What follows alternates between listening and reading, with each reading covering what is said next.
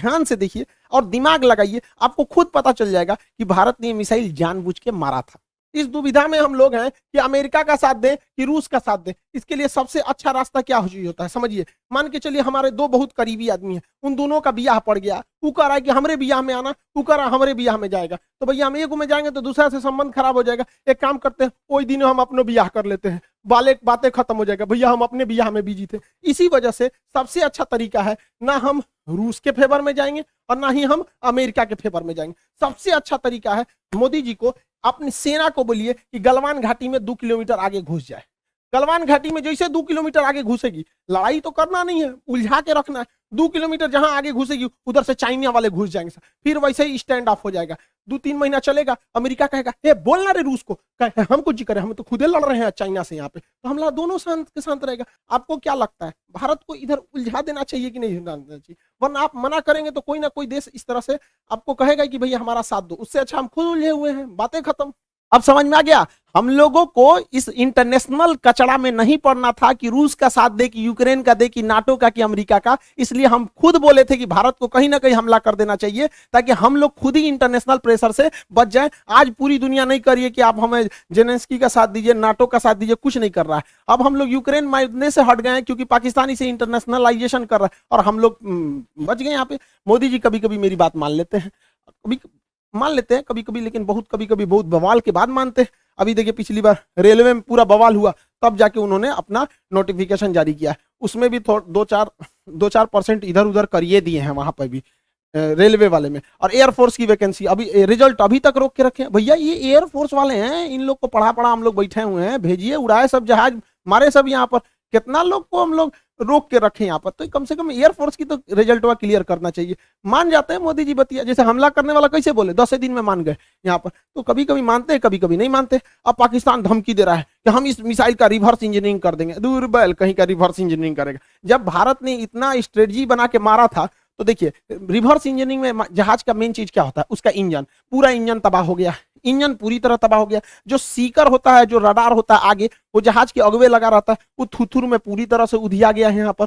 इसका जो सॉफ्टवेयर है, बिना सॉफ्टवेयर का जहाज उड़वे नहीं करता है, बिना सॉफ्टवेयर का मिसाइल नहीं उड़ सकता है, मोबाइल काम ही नहीं करता बिना सॉफ्टवेयर के। इनके सॉफ्टवेयर कहाँ है? तो अभी भी मिसाइल को देखिए, मिसाइल अपने से डिस्ट्रॉय नहीं हुई है, जानबूझ के इसे छोड़ा गया। तो पाकिस्तान कर रहा है, ये किस धातु का बना है ये हम पता कर लेंगे। रे ससुराल लोल, अगर तुम ये पता कर लेगा किस धातु का है, तो तुम अभी तक बना चुका रहता कि किस धातु का है।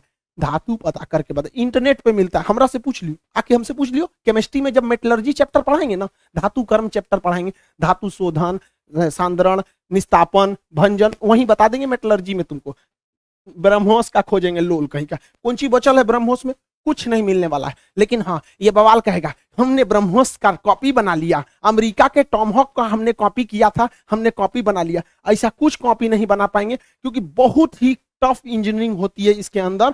आपका आगे का जो रैमजेट इंजन है ये बर्बाद हो चुका है, फ्यूल सिस्टम बर्बाद हो चुका है, प्रोपल्सन सिस्टम बर्बाद हो चुका है, नेविगेशन सिस्टम बर्बाद हो चुका है। खाली खोपड़िया मिलेगा तो ये बना लेंगे मिसाइल। यहाँ पर गुलेल बनाना है, देख के बना लेंगे, लोल कहीं के यहाँ पर मिसाइल बना लेंगे। और तुम भारत के पास पहले मिसाइल बनाने के बाद परीक्षण केंद्र जो था वो पोखरण में था, यहाँ परीक्षण करते थे, चांदीपुर में परीक्षण करते थे, व्हीलर द्वीप जिसका नाम कलाम द्वीप है उड़ीसा का, इसे करते थे। फिर नया जो था कर्नाटक के चित्रदुर्ग में परीक्षण करते थे। 4 जगह हम लोग का परीक्षण केंद्र था। अभी नया 5वां परीक्षण केंद्र खुल गया है पाकिस्तान। अब हम लोग हमेशा कभी कभी इधर परीक्षण करते रहेंगे ब्रह्मोस वगैरह का। और पाकिस्तान का नया सरदर जो है ब्रह्मोस जो है, वो नेवी से तो मार ही सकता है, एयरफोर्स से मार ही सकता है, जमीन वाला तो अभी मार के गया है। इसका नया खतरनाक वर्जन ब्रह्मोस 2 आ रहा है, जो 800 किलोमीटर मारेगा। यानी पाकिस्तान में बैठे बैठे, पाकिस्तान हेल के, अफगानिस्तान है के, कजाकिस्तान चल जाएगा वहां पर। ब्रह्मोस 2 आ रहा है, इसका बाप है ये ब्रह्मोस का। अभी इसी से नहीं लड़ पाए तो दादा आ रहा है। दूसरा ब्रह्मोस NG आ रहा है, बहुत हल्का रहेगा और बहुत दूर तक मारेगा। तो तुम ससुरे, एक तो तुम्हारे बाप के बस की बात है नहीं रिवर्स इंजीनियरिंग, क्योंकि बचा ही कहाँ है। अगर उस तरह से देखिएगा तो हम तो वियतनाम को, फिलीपीन को बेचे हैं, वही बना ले रिवर्स इंजीनियरिंग। रिवर्स इंजीनियरिंग इतना आसान है तो हम लोग राफेल खरीद के लाए हैं, नहीं बन जाएगा। और तुम्हारा रिवर्स इंजीनियरिंग इतना तगड़ा है तो चाहे अमेरिका से तुम F-16 जहाज खरीदे हो, तुम उसको 20 साल से उड़ा रहे हो, अब बैल आज तक तुम अपने जहाज J-17 का एक तो इंजन नहीं बना पाए, कौन सी रिवर्स इंजीनियरिंग करते हो? मनोवैज्ञानिक दबाव बनाओगे कि हमारे पास ब्रह्मोस 2 आ गया, ब्रह्मोस का कॉपी आ गया है, तो जो एकरे बस का कुछ नहीं है। ये बस मेकअप करेगा, चौथे शादी की तैयारी करेगा। ये आंटी जी खैर चाचा है, कोई बात नहीं, हम क्या करेंगे, बैल कहीं का, तुम सुधर जाओ, ऐसा कुछ नहीं होने वाला है यहाँ पर। इसलिए रिवर्स इंजीनियरिंग नहीं हो पाएगी। इसको 1 साल से हम समझा रहे हैं, नहीं समझ पा रहे हैं यहाँ पर। इससे कोई रिवर्स इंजीनियरिंग नहीं होगी। अब आप समझ गए होंगे, भारत ने जानबूझ के मारा था यहाँ पर ब्रह्मोस, इसी बहाने ब्रह्मोस का सक्सेस भी हो गया, डिमांड भी बढ़ गया।